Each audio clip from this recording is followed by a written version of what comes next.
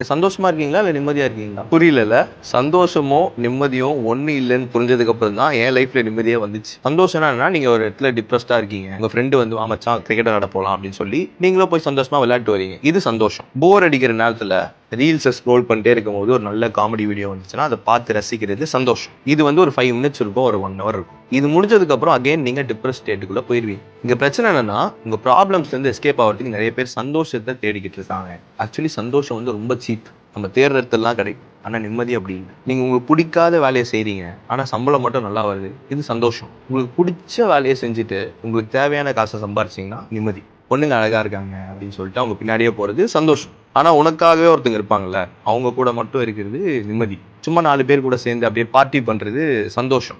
ஆனா நம்ம ஃப்ரெண்ட்ஸ் கூட ஒரு மொட்டை மாடியில உட்காந்து என்ன பேசுவோன்னே தெரியாம அப்படியே பேசிக்கிட்டே ரிலாக்ஸ் பண்றது நிம்மதி. நீங்க காசு கொடுத்து வாங்குற விஷயம் தான் சந்தோஷம். சந்தோஷம் ரொம்ப சீப். நீங்க காசு கொடுத்து வாங்க முடியாத விஷயம் தான் நிம்மதி. நிம்மதி இஸ் வெரி வெரி காஸ்ட்லி. நீங்க நிம்மதியா இருக்கீங்களா?